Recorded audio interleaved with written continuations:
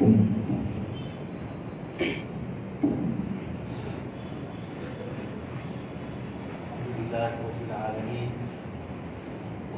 والسلام على سيد المرسلين وعلى آله وأصحابه أجمعين. قال الله تبارك وتعالى في الكلام المجيد والفرقان الحميد: أعوذ بالله من الشيطان الرجيم، بسم الله الرحمن الرحيم. واكتب لنا في هذه الدنيا حسنة وفي الآخرة إنا هدنا إليك. قال عذابي أصيب به من أشاء ورحمتي وسعت كل شيء فسأكتبها للذين يتقون ويؤتون الزكاة والذين هم بآياتنا يؤمنون. الذين يتبعون الرسول النبي الأمي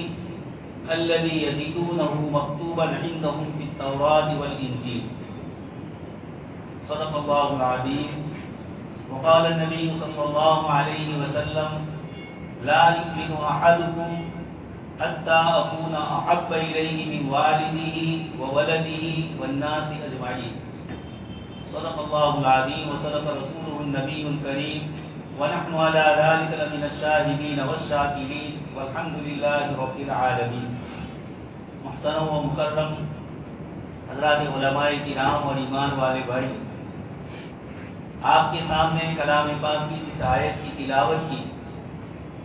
اس میں سیدنا حضرت موسیٰ علیہ السلام نے اللہ پاک سے دو دعائیں مانگی. اللہ تبارک و تعالیٰ نے اس کے جواب میں فرمایا، پہلی دعا تو اللہ تبارک و تعالیٰ نے قبول فرمائی، اور دوسری دعا کو اللہ تبارک و تعالیٰ نے یہ فرمایا کہ جن لوگوں میں یہ صفات ہوگی ان کے ساتھ میری خصوصی رحمت کا معاملہ ہوگا. سیدنا موسیٰ علیہ السلام نے جب بنی اسرائیل سے کہا کہ اللہ تبارک و تعالیٰ نے مجھے یہ کتاب عطا فرمائی تورات، تو بنی اسرائیل کے کچھ لوگوں نے کہا کہ ہمیں کیا معلوم کہ یہ اللہ تبارک و تعالیٰ نے آپ پر نازل فرمایا، جب تک ہم اس آواز کو نہیں سنیں گے اور جب تک ہم اپنی آنکھوں سے نعوذ باللہ اللہ پاک کو نہیں دیکھیں گے وہاں تک قبول نہیں کریں گے. اللہ تبارک و تعالیٰ نے اس کے اوپر عذاب نازل فرمایا. اگلی آیت میں اس کو ذکر فرمایا: افتهلكنا بما فعل السفهاء منا ان هي الا فتنة. جن 70 آدمیوں کو حضرت موسیٰ علیہ السلام لے کر گئے تھے، فلما اخذتهم الرجفة، جب انہوں نے اس طرح کا ایسا مطالبہ کیا جو اللہ پاک کے یہاں قبول نہیں ہوتا ہے، اور اللہ پاک کو اس داری دنیا میں بیداری کی حالت میں اپنی ظاہری آنکھوں سے دیکھنا، یہ جس چیز کا مطالبہ کیا یہ اللہ پاک کے یہاں پسندیدہ نہیں. تو اللہ تبارک و تعالیٰ نے ان کے اوپر ایک آیت کے مطابق گرج نازل فرمائی اور دوسری آیت کے مطابق زلزلہ اخذتهم الرجفة. حضرات مفسرین فرماتے ہیں دونوں عذاب اللہ پاک نے نازل کیے اور یہ لوگ انتقال کر گئے. حضرت موسیٰ علیہ السلام نے اللہ پاک سے دعا فرمائی کہ یہ لوگ میرے ساتھ آئیں اور آپ نے ان کو موت دے دی، تو بنی اسرائیل میں جب میں جاؤں گا واپس تو یہ لوگ مجھ پر اعتراض کریں گے کہ تم نے ان کو لے جا کر موت دے دی، مار ڈالا. حضرت موسیٰ علیہ السلام بھی سمجھ رہے تھے کہ یہ موت حقیقی موت نہیں ہے، اللہ پاک کی طرف سے امتحان، اور اسی لیے آپ نے فرمایا کہ آپ کی طرف سے یہ امتحان. اللہ تبارک و تعالیٰ نے اس کے بعد موسیٰ علیہ السلام کی دعا سے ان سب کو زندہ فرمایا. یہ تو پہلا معجزہ ہوا سیدنا موسیٰ علیہ السلام کا اور آپ کی دعا قبول. دوسری دعا حضرت موسیٰ علیہ السلام نے یہ فرمائی: وَاكْتُبْ لَنَا فِي هَذِهِ الدُّنْيَا حَسَنَةً وَفِي الْآخِرَةِ. آپ ہمارے لیے یعنی بنی اسرائیل کے یہودیوں کے لیے آپ ہمارے لیے دنیا اور آخرت دونوں کی بھلائیاں لکھ دیجیے. وَاكْتُبْ لَنَا فِي هَذِهِ الدُّنْيَا حَسَنَةً وَفِي الْآخِرَةِ إِنَّا هُدْنَا إِلَيْكَ. ہم آپ کی طرف توبہ کرتے ہیں، رجوع کرتے ہیں. قال عذابی اصیب به من اشاء. اللہ پاک فرماتے ہیں میرا عذاب مستحق ہونے کے باوجود میں ہر ایک کو نہیں دیتا ہوں. من اشاء، جس کو میں چاہتا ہوں، اور جو حد سے زیادہ سرکشی کرے، اللہ پاک کی نافرمانی کرے، روئے زمین پر فساد مچائے، اللہ پاک نے دوسری آیتوں میں فرمایا ایسے لوگوں پر میں اپنا عذاب نازل کرتا ہوں۔ یہ دنیاوی اعتبار سے تو اللہ تبارک و تعالیٰ نے فرمایا وَرَحْمَتِي وَسِعَتْ كُلَّ شَيْءٍ، میری رحمت ہر چیز کو کشادہ ہے، لیکن فَسَأَكْتُبُهَا لِلَّذِينَ يَتَّقُونَ وَيُؤْتُونَ الزَّكَاةَ وَالَّذِينَ هُمْ بِآيَاتِنَا مُؤْمِنُونَ، یہ میری خصوصی رحمت ان لوگوں پر نازل ہوتی ہے، فَسَأَكْتُبُهَا، میں لکھ دوں گا ان لوگوں کے لیے، الذین یتقون، قرآن کریم کی اس آیت میں تقویٰ، پرہیزگاری، زکوٰۃ کا ادا کرنا، اللہ پاک کے احکام کی فرما برداری کرنا،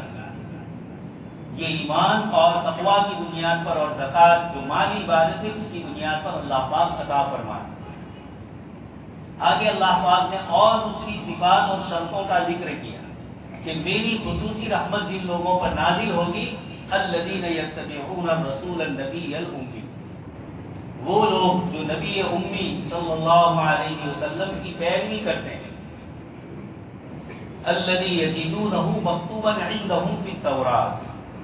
چونکہ اگلا تذکرہ یہود کا تھا، موسیٰ علیہ السلام کی دعاؤں کا ہے، اس ضمن میں اللہ تبارک و تعالیٰ فرماتے ہیں کہ میری دعا اور میری خصوصی رحمت ان لوگوں کے حق میں ہوتی ہے جو جناب نبی اکرم صلی اللہ علیہ وسلم کی پیروی کرنے والے، ان کی اتباع کرنے والے، اور جس نبی آخر الزمان صلی اللہ علیہ وسلم کا تذکرہ یجدونہ مکتوبا عندہم فی التوراۃ والانجیل، یہ یہود اور نصارہ آپ صلی اللہ علیہ وسلم کا تذکرہ اپنی آسمانی کتابوں میں پاتے ہیں، لیکن قرآن کریم نے جو تعبیر فرمایا یجدونہ مکتوبا، وہ آخر الزمان صلی اللہ علیہ وسلم کو اپنی کتاب میں پاتے ہیں، آپ کا تذکرہ پاتے ہیں، یہ نہیں فرمایا یجدونہ مکتوبا، ان کی اپنی کتاب میں لکھا ہوا پاتے ہیں۔ اس آیت کے سلسلے میں حضرات مفسرین نے ایک واقعہ ذکر فرمایا کہ آپ صلی اللہ علیہ وسلم کی خدمت میں ایک یہودی بچہ آتا تھا، اتفاق سے وہ بیمار ہوا تو آپ صلی اللہ علیہ وسلم اس کی عیادت کے لیے اس کے گھر تشریف لے گئے۔ جب آپ اس کے گھر تشریف لے گئے، اس کے والد کو دیکھا کہ وہ اس کے سرہانے پر بیٹھے ہوئے اور وہ بھی یہودی تھے تو وہ تورات کی تلاوت کر رہے تھے۔ آپ صلی اللہ علیہ وسلم نے اس لڑکے کے والد سے کہا کہ میں تجھے اس خدا کا واسطہ دیتا ہوں جنہوں نے حضرت موسیٰ علیہ السلام پر تورات کو نازل فرمایا، کیا تو اس کتاب میں میرا تذکرہ اور میرا ذکر اس کتاب میں کہیں پاتا ہے؟ اس یہودی باپ نے کہا کہ ہرگز نہیں، کسی جگہ پر آپ کا تذکرہ نہیں۔ اس کا بیٹا جو بیمار اور جو آپ صلی اللہ علیہ وسلم کی خدمت کرتا تھا سویا ہوا ہے، اس نے یہ کہا کہ میرے والد جھوٹ بول رہے ہیں اور ہم اپنی تورات میں آپ کا تذکرہ پاتے ہیں۔ آپ صلی اللہ علیہ وسلم کے متعلق اللہ پاک نے دوسری ایک آیت میں فرمایا یعرفونہ کما یعرفون ابناءہم، کہ یہ یہود اور نصارہ آپ صلی اللہ علیہ وسلم کو اس طرح پہچانتے ہیں جیسے اپنی اولاد کو پہچانتے۔ اور حضرت عبداللہ ابن سلام رضی اللہ تعالیٰ عنہ سے حضرت عمر رضی اللہ تعالیٰ عنہ نے دریافت کیا کہ یہ قرآن کریم کی آیت کی روشنی میں آپ کا کیا کہنا ہے؟ حضرت عبداللہ ابن سلام رضی اللہ تعالیٰ عنہ جو خود یہود کے بہت بڑے عالم تھے اور ایک بڑے عالم کے صاحبزادے تھے، اور اللہ پاک نے آپ کو ایمان کی توفیق سے نوازا، انہوں نے حضرت عمر رضی اللہ تعالیٰ عنہ سے یہ فرمایا کہ اپنی اولاد پر تو ہم کچھ شک کر سکتے ہیں، لیکن آپ صلی اللہ علیہ وسلم کے نبی اور رسول ہونے میں ذرہ برابر ہمیں شک نہیں ہے۔ ہم آپ صلی اللہ علیہ وسلم کو اپنی کتاب میں جیسا پاتے ہیں، آپ صلی اللہ علیہ وسلم کی عملی زندگی ہم نے اسی طرح کی۔ تو اس یہودی بچے نے بھی گواہی دی اور یہود کے اس بڑے عالم حضرت عبداللہ ابن سلام رضی اللہ تعالیٰ عنہ نے بھی گواہی دی کہ ہم آپ کو اس طرح پاتے ہیں جس طرح اپنے اولاد کو پاتے ہیں۔ آپ صلی اللہ علیہ وسلم نے پھر اس بچے کا انتقال ہو گیا اور آپ صلی اللہ علیہ وسلم نے صحابہ کرام کو فرمایا کہ اس بچے کی تدفین مسلمانوں کے قبرستان میں کی اور اس کے جنازے کی نماز پڑھی، اس کو مسلمان سمجھا گیا۔ ایک اور یہودی کے متعلق آتا ہے، اس نے آپ صلی اللہ علیہ وسلم کو کوئی چیز قرض کے طور پر دی جب مدت پوری ہوئی اس سے پہلے پہلے اس نے مطالبہ شروع کیا۔ آپ صلی اللہ علیہ وسلم کے پاس اتفاق یہ ہوا کہ مدت پوری ہوئی اور اس کے باوجود آپ صلی اللہ علیہ وسلم اس کا قرضہ نہیں ادا کر سکے،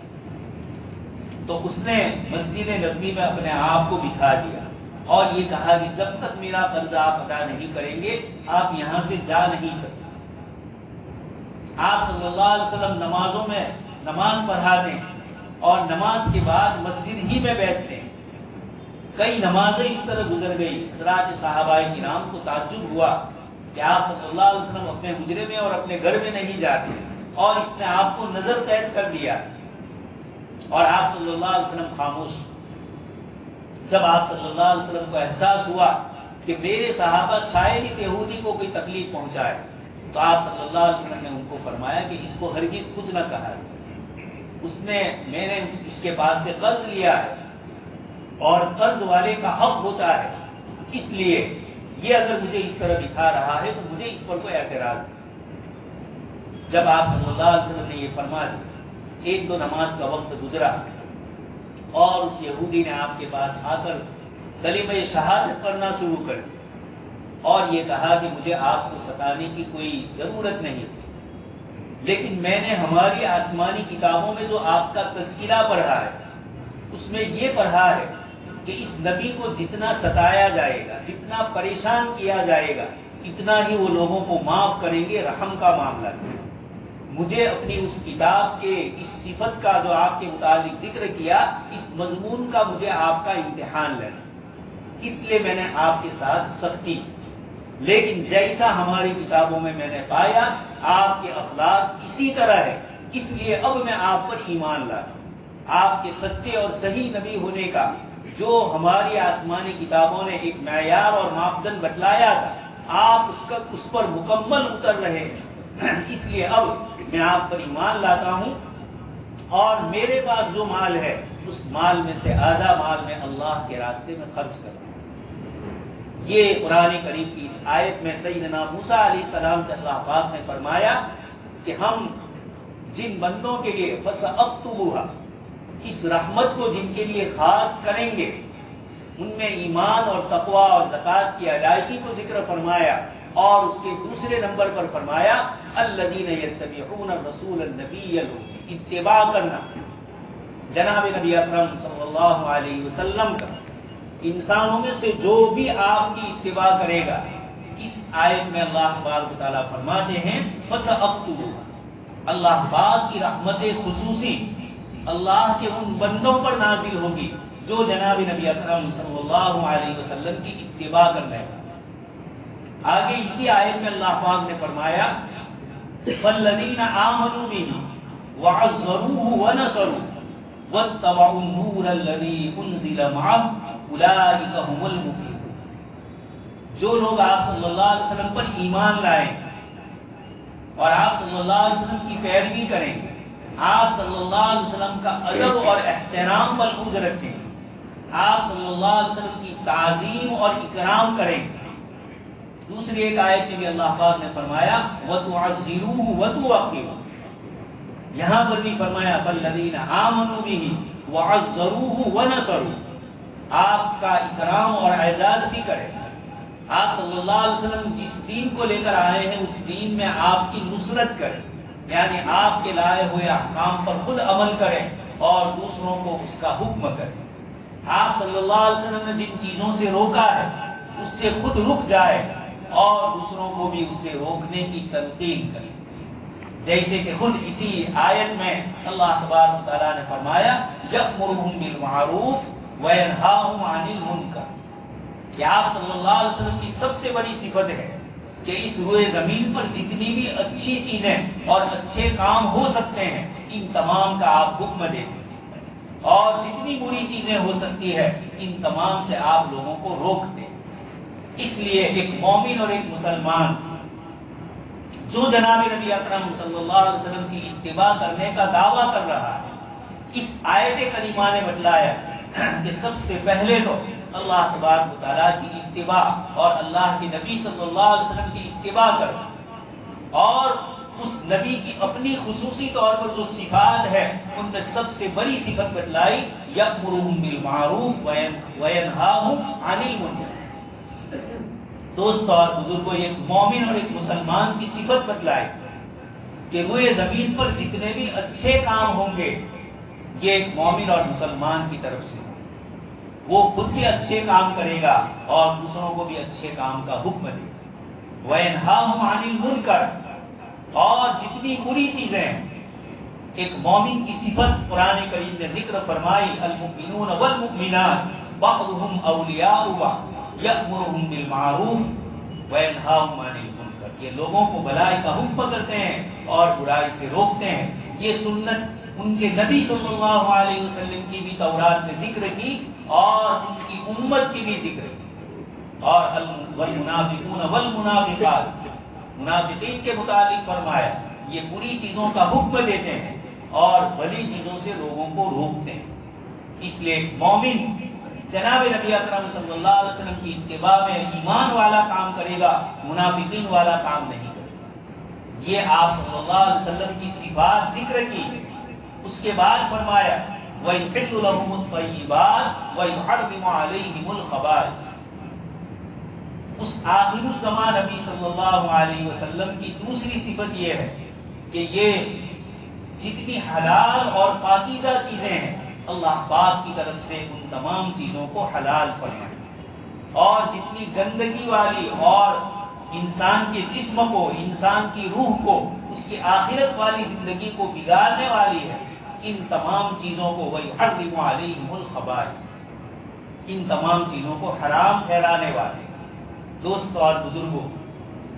جناب نبی اکرم صلی اللہ علیہ وسلم کی یہ دوسری صفت حلال اور پاکیزہ چیزوں پر مومن عمل کرے. یا ایھا الرسل کلوا من الطیبات واعملوا صالحا. انبیاء کرام علیہ السلام کو حکم ہو رہا ہے کلوا من الطیبات، پاکیزہ چیزوں کو کھاؤ، حلال چیزوں کو کھاؤ، جائز طریقے سے تمہارے پاس جو چیز آ رہی ہے اس کو کھاؤ، ناجائز اور حرام اور ناپسندیدہ چیزوں سے اپنے آپ کو بچاؤ. یہ انبیاء کرام علیہ السلام کو قرآن کریم نے حکم دیا اور اس آیت میں آپ صلی اللہ علیہ وسلم کی صفت ذکر کی. اس لیے ایک مومن اور ایک مسلمان سب سے پہلے تو حلال اور حرام کا علم یاد رکھے، سر سے لے کر پیر تک اور پیدائش سے لے کر موت تک. ہماری زندگی میں جن چیزوں سے ہمیں پالا پڑے گا، کھانے پینے کی، پہننے کی، رہنے سہنے کی، ضروریات زندگی میں جس چیز کی بھی ضرورت ہوگی اس موقع پر ہم یہ دیکھیں گے کہ جناب نبی اکرم صلی اللہ علیہ وسلم نے اس کو حلال فرمایا ہے. اور وَيُحَرِّمُ عَلَيْهِمُ الْخَبَائِثَ، اگر آپ نے حلال نہیں فرمایا تو ایک مومن اور ایک مسلمان اس کو چھوڑ دے گا. وہ یہ سمجھے گا کہ جس نبی کو میری ظاہری زندگی کی فکر تھی، اللہ پاک نے قرآن کریم میں فرمایا النبی اولا بالمؤمنین من انفسہم، نبی لوگوں سے ان کی ذات سے بھی زیادہ تعلق اور محبت رکھتے ہیں. ہمیں اپنے نفع نقصان کی جتنی فکر نہیں ہے، جناب نبی اکرم صلی اللہ علیہ وسلم اس دنیا میں تشریف لائے اور حلال اور حرام کی ایک حد بندی فرما کر آپ نے ہمارے لیے ظاہری اور باطنی اعتبار سے سب سے زیادہ ہمارا خیال رکھا. اس لیے آپ صلی اللہ علیہ وسلم کی ان باتوں پر عمل کرنے کے لیے ایک مومن اور ایک مسلمان کو حلال چیزوں کا علم رکھنا ضروری ہے. کاروبار میں اور کھانے پینے میں اور میڈیکل لائن میں کئی چیزیں ایسی آ رہی ہے تو جاننا خود نہیں جانتے ہیں، علماء کرام سے، مفتیان کرام سے اس کے مسائل پوچھیں اور یہ کوشش کریں کہ جناب نبی اکرم صلی اللہ علیہ وسلم کی جو یہ صفت ہے پاکیزہ چیزوں کو حلال کرنا اور گندی اور بری چیزوں کو ناپسند کرنا اور حرام ٹھہرانا، میں بھی اس وقت ہی آپ صلی اللہ علیہ وسلم کے ساتھ جو خصوصی رحمت کا معاملہ اللہ پاک نے فرمایا ہے، میں اسی وقت مستحق ہو سکتا ہوں جبکہ ان شرطوں پر میں عمل کروں. سیدنا موسیٰ علیہ السلام نے خود بنی اسرائیل کے لیے دعا فرمائی. اللہ پاک نے فَسَأَكْتُبُهَا کے ذریعے فرما دیا کہ چند صفات کے ساتھ ہی میری خصوصی رحمت نازل ہوئی. اس میں سب سے پہلے جناب نبی اکرم صلی اللہ علیہ وسلم کی اتباع کا اللہ کے رسول صلی اللہ علیہ وسلم کے لیے اللہ پاک نے ذکر فرمایا، اور اس میں امر بالمعروف، اچھی باتوں کا حکم اور بری باتوں سے روکنا، حلال اور پاکیزہ چیزوں کو اپنانا اور حرام اور گندی چیزوں کو ناپسند کرنا۔ ایک مومن اور ایک مسلمان ان دو باتوں کو سمجھ لے گا تو دوستوں اور بزرگوں جنت سے وہ قریب ہو۔ آپ صلی اللہ علیہ وسلم کے لیے جو خصوصی رحمت ہے اللہ پاک کی طرف سے، اس کا ہم مستحق اس وقت بن سکتے ہیں جبکہ ان صفات پر عمل کریں۔ یہ تو ہوا عملی ذکر۔ آگے والی جو آیت میں نے آپ کے سامنے پڑھی، والذین آمنوا بہ وعزروہ ونصروہ، جو لوگ آپ صلی اللہ علیہ وسلم پر ایمان لائے اور آپ صلی اللہ علیہ وسلم کی تعظیم اور اکرام فرمائے۔ قرآن کریم میں اللہ پاک نے مختلف آیتوں میں اور احادیث مبارکہ میں مختلف واقعات میں آپ صلی اللہ علیہ وسلم کے ادب اور آپ کے احترام کا اللہ پاک نے خود ذکر فرمایا۔ سورہ حجرات کے شروع میں فرمایا لا تقدموا بین یدی اللہ ورسولہ، 18ویں پارے میں فرمایا لا تجعلوا دعاء الرسول کدعاء بعضکم بعضا، کہ جب اللہ کے نبی تمہیں بلائیں تو تمہارا آپس میں ایک انسان کا دوسرے انسان کو بلانا ہوتا ہے، اس طرح نہ سمجھا جائے بلکہ نبی کے بلانے کو بڑا سمجھا جائے۔ صحابی رضی اللہ تعالیٰ عنہ کو آپ صلی اللہ علیہ وسلم نے فرمایا، وہ نماز پڑھ رہے تھے، اس کے بعد آپ صلی اللہ علیہ وسلم کے پاس آئے، آپ صلی اللہ علیہ وسلم نے ان کو چند نصیحتیں فرمائی۔ اسی آیت کے شان نزول میں یہ بھی فرمایا گیا کہ نبی جس وقت بلائے فوراً حاضر ہو۔ حضرت عبداللہ بن مسعود رضی اللہ تعالیٰ راستے سے گزر رہے تھے، آپ صلی اللہ علیہ وسلم کے پاس چند لوگ کھڑے تھے، آپ نے ان کو یہ کہا اجلس، بیٹھ جاؤ۔ حضرت عبداللہ ابن مسعود وہاں سے گزرتے ہوئے بیٹھے۔ کسی نے کہا آپ کو نہیں کہا جا رہا ہے، یہ تو جو لوگ آپ کے قریب ہیں ان کو کہا جا رہا ہے۔ فرمایا کہ اللہ کے نبی نے فرمایا بیٹھ جاؤ۔ کسی کو بھی کہا اللہ کے نبی نے میری طبیعت گوارا نہیں کرتی ہے کہ حضور کہے کہ بیٹھ جاؤ اور میں کھڑا ہوں۔ کتنی محبتیں اور اتنی عظمتیں اور اتنا ادب صحابہ کرام نے فرمایا۔ اللہ پاک نے فرمایا کہ اللہ کے نبی صلی اللہ علیہ وسلم کی حجر مبارکہ اور آپ کے گھر کے پاس سے گزرو تو کس طریقے سے گزر، آپ صلی اللہ علیہ وسلم کے دروازے کو کس طرح دستک دینا ہے۔ صحابہ کرام ناخن سے دستک دیتے، ہماری طرح زور سے کھٹکھٹانا نہیں ہوتا۔ یہ اتنا ادب اور احترام اور نبی کا انتظار کر یہ فرمایا۔ سورہ حجرات میں بہت ساری نصیحتیں فرمائی دوستوں اور بزرگوں، لیکن افسوس آج ہمارے مسلمان بھائی اللہ کے رسول صلی اللہ علیہ وسلم کے روزے اقدس کے پاس ان خراب اور حرام چیزوں کا ارتکاب کرتے ہیں جس سے آپ صلی اللہ علیہ وسلم کو تکلیف ہوگی۔ وہاں درود شریف اور وہاں کھڑے ہو کر جو صلاۃ و سلام ادب اور احترام سے پڑھنا ہے، وہاں پر ترکی زمانے کا یہ جو روز اقدس کا حصہ ہے، آیت صاف لکھی ہوئی ہے ان الذین ینادون من وراء الحجرات اکثرهم لا یعلمون، اور ایمان والوں کے لیے فرمایا کہ ایمان والے اپنی آواز کو پست کر، جو دیہاتی اور جاہل لوگ تھے جنہوں نے اپنی آواز زور سے کر دی، اقرا ابن حابس اور دوسرے کچھ لوگوں کے متعلق آتا ہے، ان کو ناپسند کیا گیا، اور صحابہ کرام جو بالکل ادب اور احترام کرتے تھے اس کو پسند کیا گیا۔ ایک طرف تو ہم صلاۃ و سلام سے محروم ہوتے اور دوسری طرف ویڈیو لے رہے۔ آپ صلی اللہ علیہ وسلم کے روز اقدس میں آپ حیات، ہم درود شریف پڑھتے ہیں، آپ بنفس نفیس خود سنتے ہیں اور ہمارے سلام کا جواب دیتے ہیں۔ صحابہ کا تو یہ حال تھا کہ مسجد کے کسی حصے میں بھی زور سے نہیں بولتے، اور ہمارا حال ہے کہ بالکل روز اقدس کے سامنے اس طرح کی تصویریں لی جاتی ہیں۔ اس لیے جو ہمارے بھائی اور جو ہماری بہنیں جاتی ہیں ان کو نصیحت کی جائے کہ اللہ کے رسول صلی اللہ علیہ وسلم کا ادب اور احترام ضروری ہے۔ قرآن کریم کے حکم کے مطابق قیامت تک کے انسانوں کو اس حکم میں اللہ پاک نے شریک کیا۔ دوسرا ہے آپ صلی اللہ علیہ وسلم کی تعظیم اور آپ کا اکرام کرنا۔ دوستوں اور بزرگوں، یہ ساری باتیں جب ہوگی تو اللہ پاک فرماتے ہیں اولئک هم المفلحون، یہ لوگ کامیاب ہوں گے۔ اسی میں ایک چیز اور بھی فرمائی والذین آمنوا بہ وعزروہ ونصروہ واتبعوا النور الذی انزل معہ، اور اس نور کی پیروی کرتے ہیں جو آپ صلی اللہ علیہ وسلم کے ساتھ نازل ہوا، یعنی قرآن کریم۔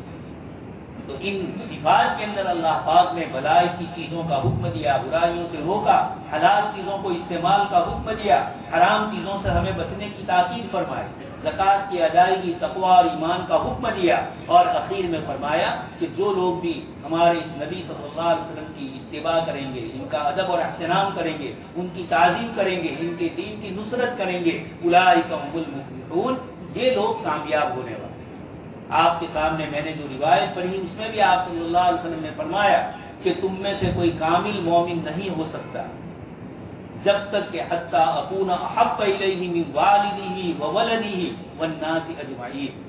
میں اس کے والد سے، اس کی ذات سے، اس کے والد سے، اس کے اپنے تمام قریبی رشتہ داروں سے اور ساری انسانیت سے جب تک میں اس کے نزدیک احب، پسندیدہ اور محبوب نہ بنوں گا، وہاں تک تمہارا ایمان کامل نہیں۔ یہ ایمان کے کمال کے لیے بھی ضروری ہے کہ جناب نبی اکرم صلی اللہ علیہ وسلم کی باتوں پر عمل کریں، آپ کی سنتوں پر ہم عمل کریں، اس میں دنیا اور آخرت کی بھلائی ہے۔ آپ صلی اللہ علیہ وسلم نے جو جو چیزیں فرمائی، آج کی طبیات اور آج کی میڈیکل سائنس بھی ان سب چیزوں کو قبول کر رہی ہے۔ خیر وہ قبول کرے یا نہ کرے، ایک مومن کا ایمان تو ایمان بالغیب ہوتا ہے، ایمان بالمشاہدہ اور ایمان بالتجربہ نہیں ہوتا۔ ہمارا ایمان جناب نبی اکرم صلی اللہ علیہ وسلم پر غالبانہ ہے۔ اس لیے دوستو اور بزرگوں، ہم کوشش کریں کہ جناب نبی اکرم صلی اللہ علیہ وسلم کے ان اصول اور ضابطوں اور آپ کی ان سنتوں پر ہم عمل کریں، تاکہ اللہ تبارک و تعالیٰ کی یہاں آپ صلی اللہ علیہ وسلم کی برکت سے اس امت کے لیے جو بڑا مقام رکھا ہے، اللہ پاک ہمیں بھی ان میں شریک کرے۔ آمین وآخر دعوانا آمین۔